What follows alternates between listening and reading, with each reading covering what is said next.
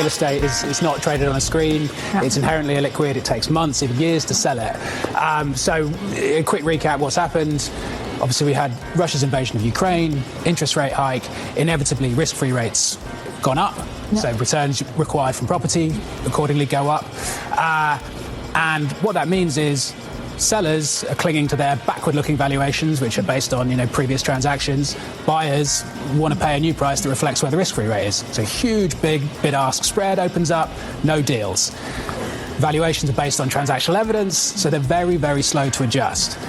This has been dragging out now, as you say, for the last 18 months. But gradually, as time goes on, loans mature, people have to refinance, funds hit the end of their life, they have to sell assets, and you get that drip, drip, drip of transactions. And what we're starting to see is those transactions are at materially lower prices than where they were before, understandably.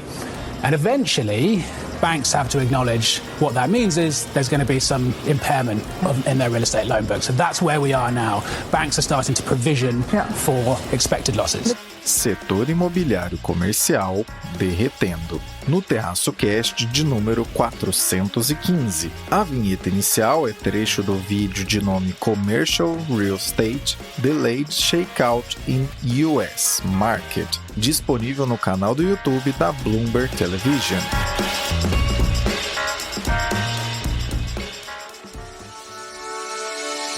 A briga pelo que sobra do orçamento, ela vai melhor para aqueles setores que estão mais bem organizados, mais bem planejados e que, portanto, conseguem fazer uma pressão maior. Everybody kind of had an ugly 22, and then we didn't see the bounce in 23 in the private markets. And what you're going to see in the private markets, largely because there's no shorting, there's no trading in and out, you're really going to see who's delivering value for their customers, who's really able to drive growth from both a top line and bottom line perspective, and which are really the great companies that are taking advantage of everything from AI to cloud infrastructure. Economia, política, mercados e o que for relevante do Brasil e do mundo. Isso é Terraço Cast.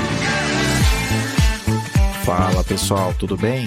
Considerando que algumas pessoas chamam a passagem do carnaval em nosso país de hora de fato de começar o ano, feliz ano novo para você, se for esse o caso. Caio Augusto aqui, falando da noite de 18 de fevereiro de 2024. Na verdade, já passou da meia-noite, então já é dia 19 de fevereiro de 2024, de domingo para segunda-feira, em Ourinhos, no interior de São Paulo, para mais um episódio do meu, do seu, do nosso Terraço Cast. Nesse, tenho a companhia agradabilíssima dessas duas figuras terraceiras. Vamos a elas. E aí, Fernanda Mello?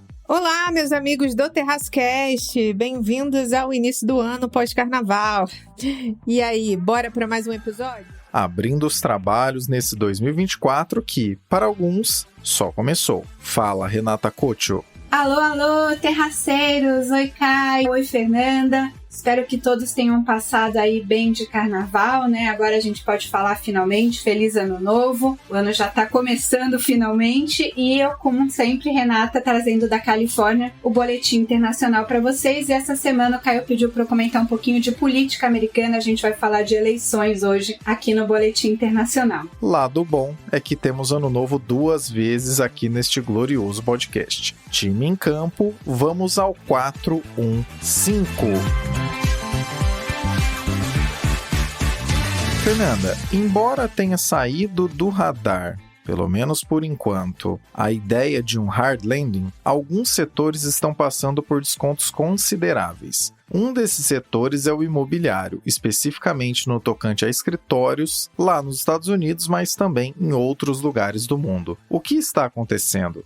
Olha, para explicar essa queda brutal do preço dos imóveis corporativos, dos escritórios nos Estados Unidos, eu gosto de fazer um paralelo de quando a gente negocia ações. Sabe quando você compra uma ação e aí você vê o preço dela caindo na tela, mas você não vendeu. Logo, você não realizou aquele prejuízo de fato. E o que está acontecendo lá nos Estados Unidos? O mercado de imóveis está realizando agora essas perdas. Por exemplo, a torre Aon Center, que é a terceira torre mais alta de Los Angeles, foi vendida agora, em 2024, por 147 milhões de dólares. Isso é cerca de 45% menos do que o seu último preço de compra em 2014. Em todos os Estados Unidos, as vendas de imóveis estão começando a aumentar, e isso revela até que ponto os preços dos imóveis caíram, e também levanta preocupações sobre as perdas que podem repercutir no sistema financeiro global. Em Manhattan, por exemplo, os corretores começaram a comercializar dívida garantida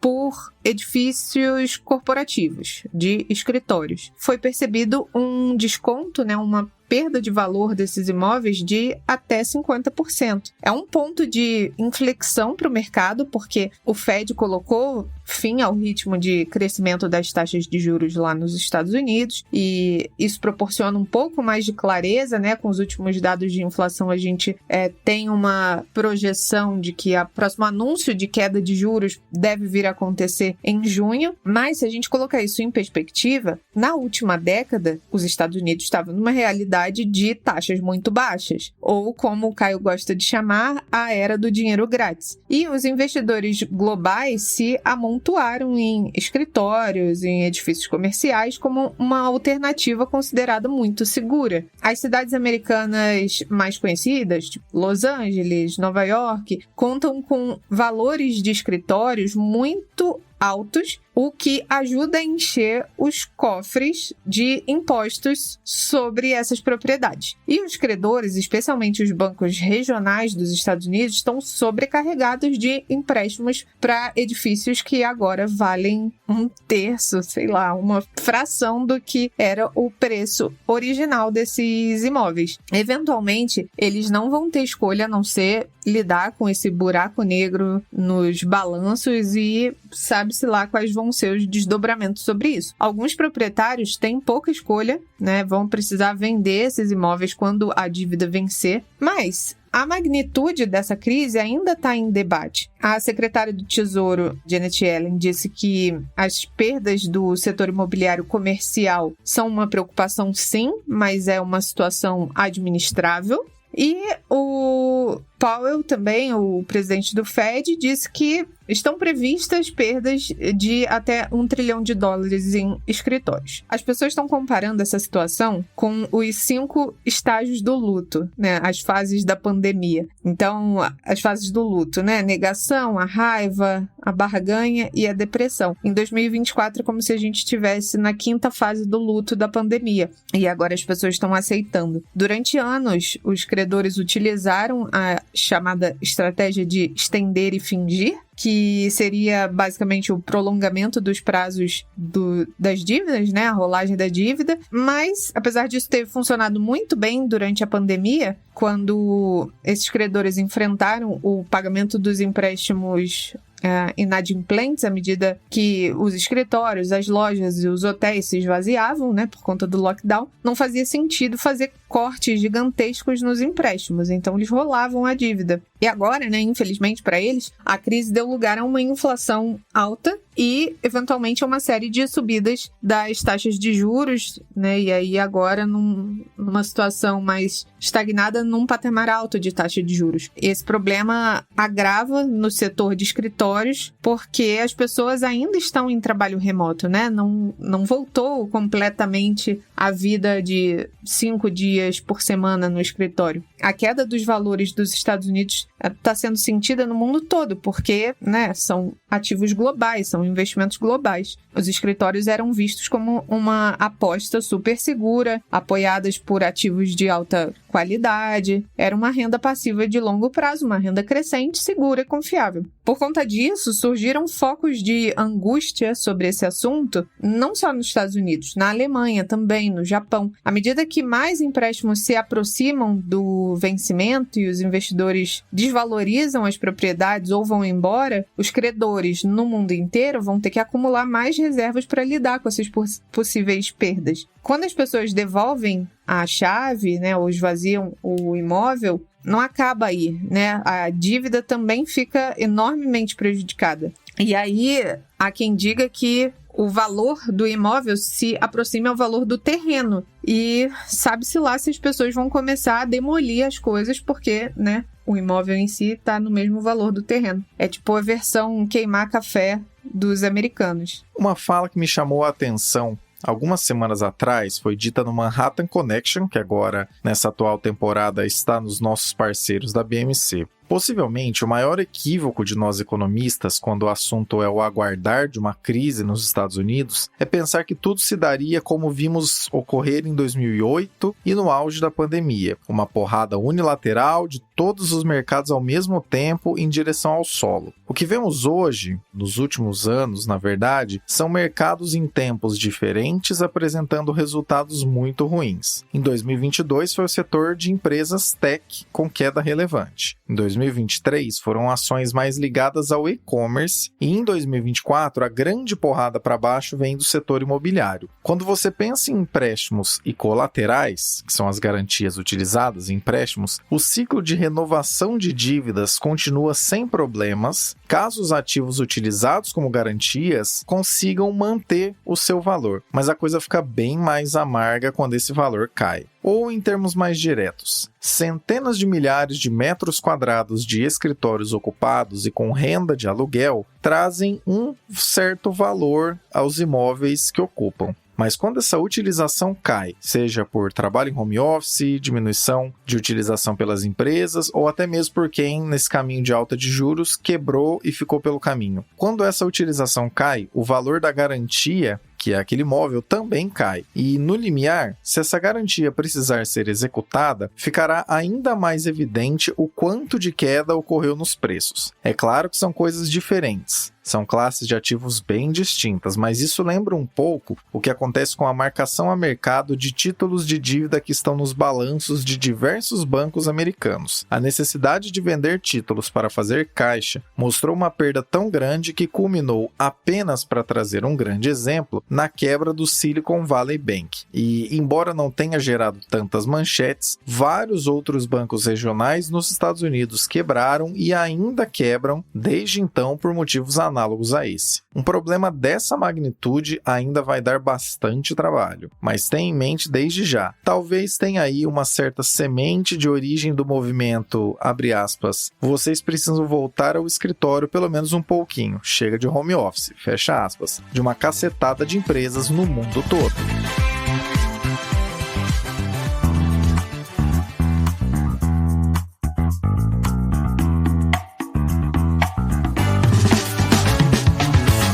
Confira na nossa Linktree todos os meios possíveis de acompanhar o Terraço Econômico. Nossas redes sociais, parcerias ativas, e-books e até mesmo como você pode cadastrar seu e-mail para receber nossa newsletter semanal, a Reflexionários. Então, para resumir a ópera, não deixe de visitar nossa Linktree. Esse link está na descrição desse episódio.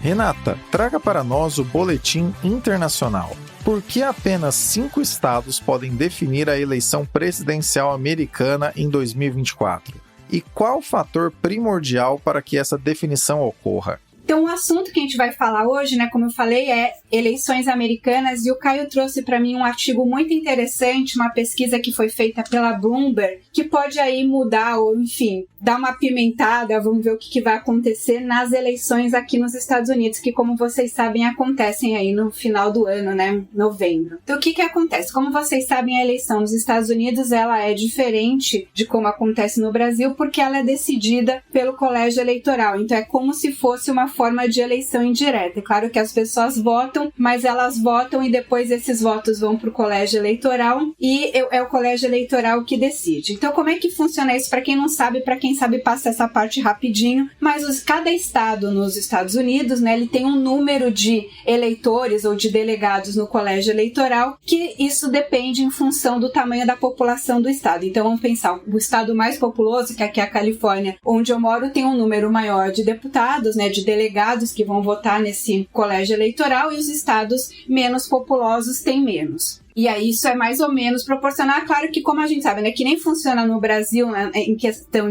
da formação da Câmara dos Deputados, os estados mais populosos têm mais representantes, mas isso ainda assim não é proporcional. Ou seja, nos lugares em que você acaba tendo menos gente, o valor do voto dessas pessoas acaba sendo um valor um pouco mais alto, ou mais alto, porque não é totalmente proporcional. Então, os estados mais populosos não têm tão mais representantes quanto eles deveriam ter se fosse uma coisa exatamente proporcional, né? Então, você acaba tendo um peso maior nos lugares menos populosos. Fora isso, nos Estados Unidos, você tem alguns estados, inclusive a Califórnia é um desses, né, que tradicionalmente votam em determinado partido. Então, a Califórnia, desde a época, né, a última vez que votou num republicano foi na época do Ronald Reagan. Desde então, tem apoiado mais os candidatos do Partido Democrata. A Califórnia tem esse perfil aí, digamos, mais progressista, mais de esquerda, mais liberal, nesse sentido americano. Então, é um estado que, tradicionalmente, nas últimas décadas, tem votado junto com o Partido Democrata. E alguns estados têm votado continuamente com os candidatos do Partido Republicano. E aí você tem o que a gente chama aqui, né, dos swing states, né, que são os estados que às vezes votam para o Partido Democrata e às vezes votam para o Partido Republicano, dependendo daí do humor ou de qual partido está mais forte ou o candidato está mais forte. É como se fosse, né, que a gente chama aqui, né, os estados que são os campos de batalha, como se os partidos estivessem jogando war, e tem alguns estados que já estão meio definidos e alguns estados que são indefinidos, que são esses swing states, em que às vezes você vota para um, às vezes vota para outro. Então, as campanhas, muito dinheiro, as campanhas eleitorais aqui dos Estados Unidos acabam concentrando nesses estados que acabam, no final das contas, decidindo as eleições, porque os outros estados meio que já têm esses votos aí, digamos assim, consolidados. É claro que pode mudar aí depois de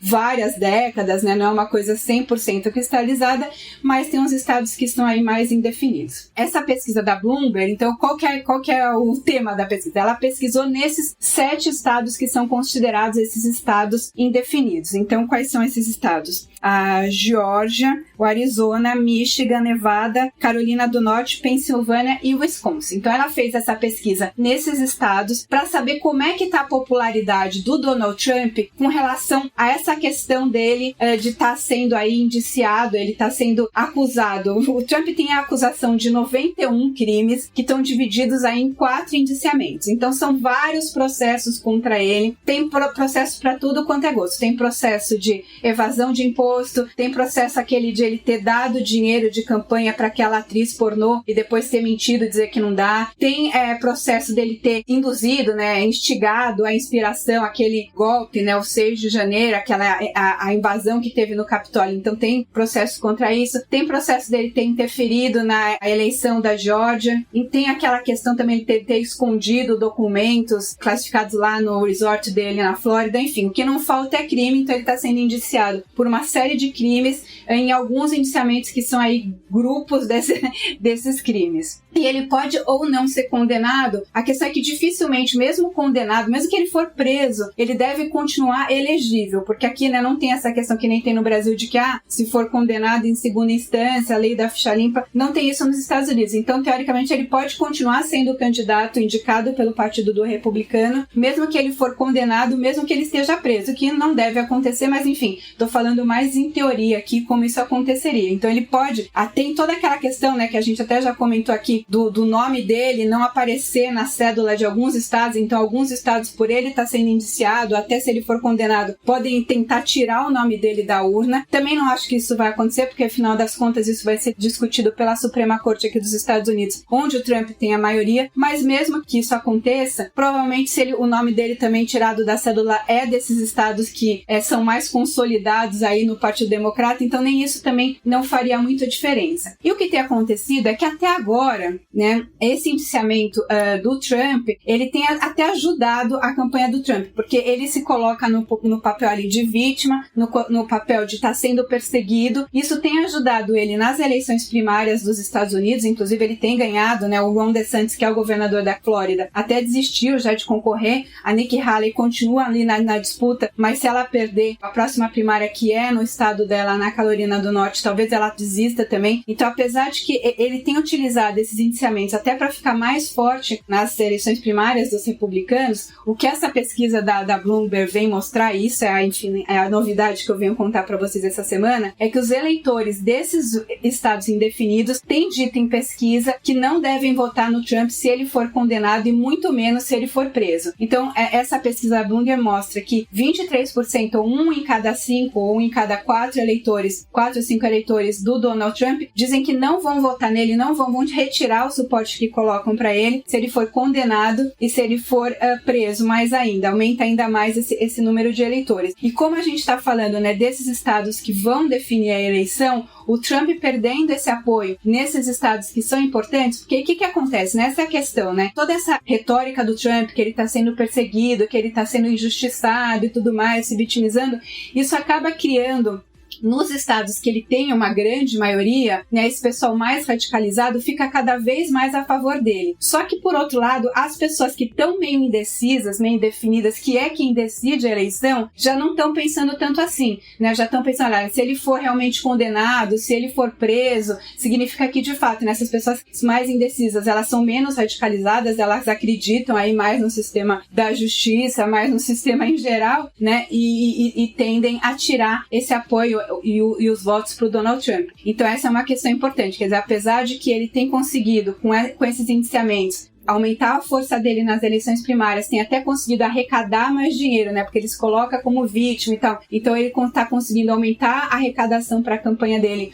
por conta dessa questão. Por outro lado, ele pode estar perdendo o voto dessas pessoas que são mais indecisas nesses estados mais indefinidos, que são os estados que, como a gente sabe, né, eu expliquei para vocês no começo, vão definir as eleições nos Estados Unidos. Então, acho que essa pesquisa da Bloomberg eu achei muito interessante, o Caio trouxe para mim, eu gostei bastante, então por isso que eu quis comentar com vocês sobre esse assunto aí no Boletim Internacional para a gente ficar de olho, né? Mais um indício aí também de que a eleição dos Estados Unidos não está totalmente definida, né? O Trump, ele continua acima do Joe Biden, uns 6% nesses estados indefinidos, então o Trump continua favorito, mas ele pode perder, quer dizer, é 6%, né? Não é muito. Então esses estados aí realmente podem definir para cá ou para lá o que vai acontecer aí no final do ano na democracia aqui nas eleições dos Estados Unidos. Nas eleições americanas, não apenas quem analisa como quem concorre acaba tendo um foco maior nos locais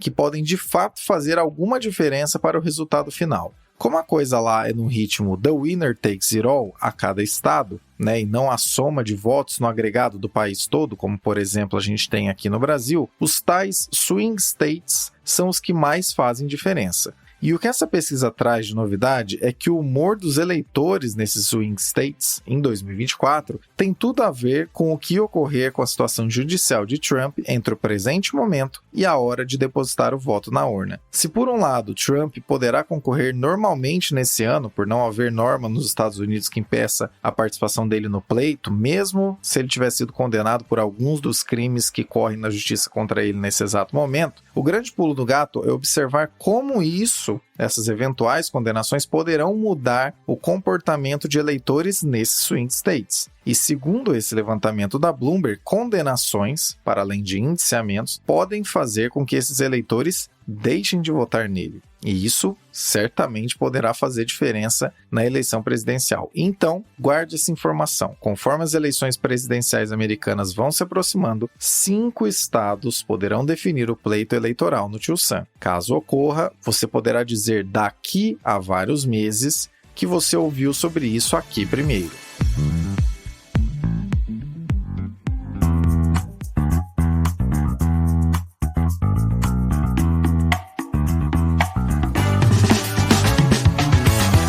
Gosta de como os conteúdos do Terraço Econômico traduzem e desmistificam as coisas? Saiba que não fazemos isso apenas com análise de cenários, mas também para parceiros comerciais. Para saber como seu negócio e o nosso negócio podem ser parceiros, visite na nossa Linktree o item Contrate o Terraço. Quem sabe seu produto ou serviço pode não apenas ganhar uma descrição mais adequada, como também acessar as centenas de milhares de pessoas que nos acompanham todos os anos. Já pensou?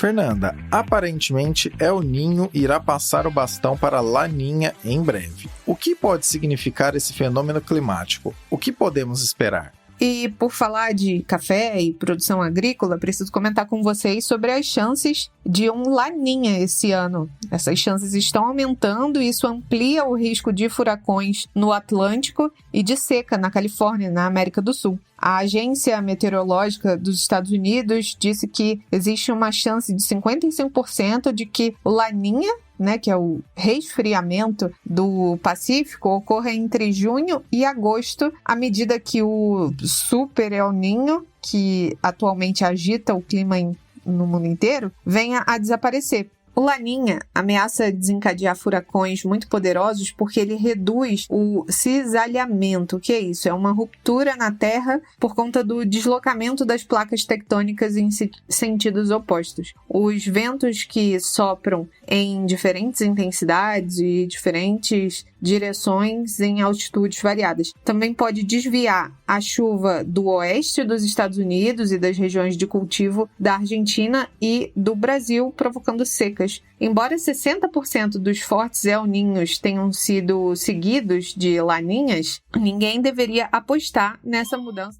Esse não é um podcast de geografia ou meteorologia. Essa palavra é difícil, mas enfim, estamos aí. Mas serve como apontamento de uma situação que impacta bastante a economia brasileira. Mesmo que seja por motivos diferentes, o Laninha, que com grandes chances se aproxima, servirá como grande ruído ao nosso agro, tal qual vimos ocorrer com o El Niño e te avisamos aqui vários meses antes desse fenômeno começar. Se você ouve esse podcast semanalmente, se você ouve sempre, você vai se lembrar nesse exato momento que a gente fez esse aviso aqui vários meses atrás.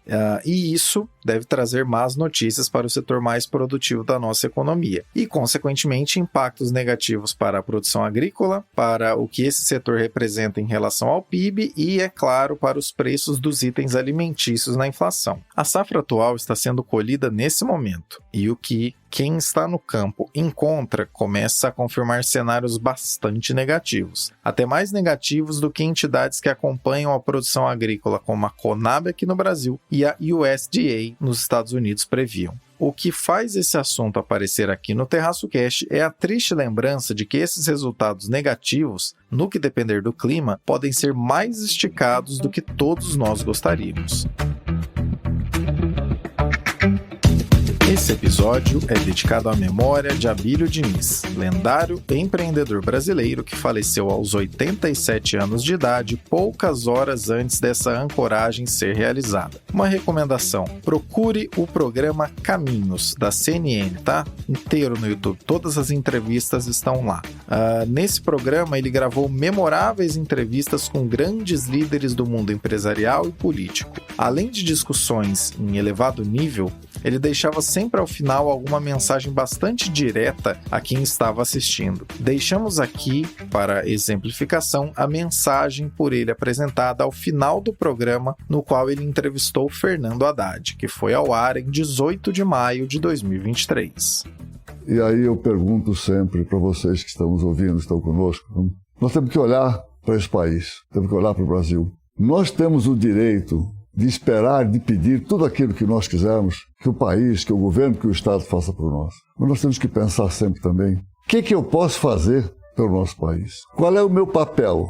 Qual é o seu papel de você que está nos ouvindo? O que nós podemos fazer para ajudar esse país a crescer, se desenvolver, gerar emprego, fazer inclusão, distribuir renda? O que nós podemos fazer por esse país? Esse é sempre o pensamento que eu deixo para vocês. Esteja em paz, Abílio Diniz. Você que sempre nos acompanha, que tal trazer mais gente para ouvir e também acompanhar o Terraço Cast? Não deixe de enviar esse episódio para alguém que também queira ficar por dentro das discussões relevantes a nível doméstico e internacional. Nos despedindo agora da dupla que abrilhantou o episódio 415 do Terraço Cast. Obrigado, Fernanda. Valeu, Caio, meninas. É sempre um prazer estar aqui com vocês no Terraço Cast. E meus queridos ouvintes aqui do Terraço sabem que podem me encontrar lá no TikTok, @sigafefa. Valeu, galera. Grande abraço. E obrigado, Renata. era isso que eu tinha para comentar com vocês essa semana. E semana que vem eu volto com mais notícias e análise aqui no Boletim Internacional do TerraçoCast para vocês. Tá bom? Um beijo e até lá. Abraços pelas ondas sonoras. Continuamos a prosa no próximo episódio.